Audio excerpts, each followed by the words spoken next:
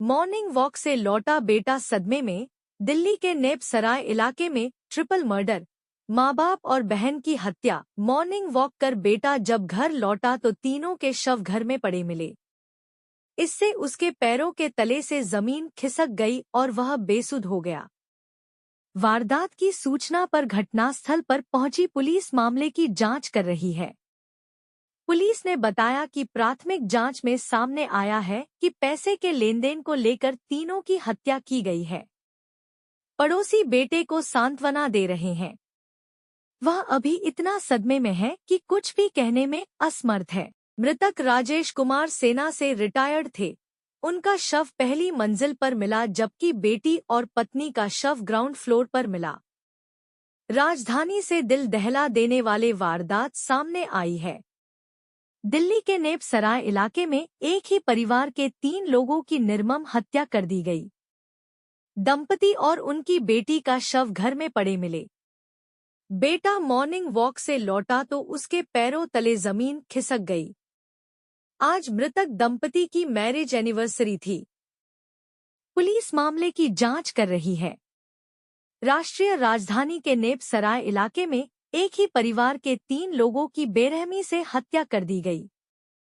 प्राथमिक जानकारी के अनुसार घर में घुसकर दंपति और उनकी बेटी की हत्या की गई है। मृतकों में राजेश उम्र 55, उनकी पत्नी कोमल उम्र 47 और बेटी कविता उम्र 23 साल शामिल है। सुबह 5 से 7 बजे के बीच हुई वारदात। सुबह 5 बजे बेटा मॉर्निंग वॉक पर गया था और 7 बजे घर लौटा तो देखा कि तीनों की हत्या हो गई है।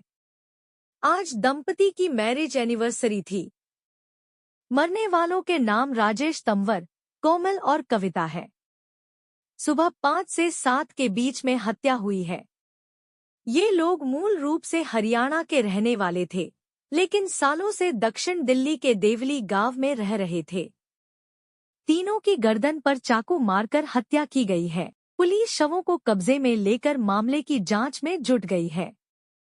वारदात को लेकर दिल्ली की मुख्यमंत्री आतिशी ने केंद्र सरकार पर हमला बोला है। उन्होंने एक्स पर पोस्ट कर कहा, आज सुबह नेप सराय में ट्रिपल मर्डर हुआ। दिल्ली में दिन दहाड़े हत्याएं हो रही हैं, गोलियां चल रही हैं, खुलेआम ड्रग्स बिक रहे हैं।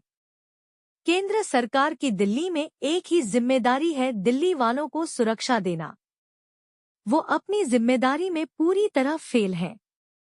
बढ़ते आपराधिक मामलों के बीच सत्तारूढ़ आम आदमी पार्टी ने मंगलवार को इस मुद्दे पर चर्चा के लिए राज्यसभा में नोटिस पेश किया।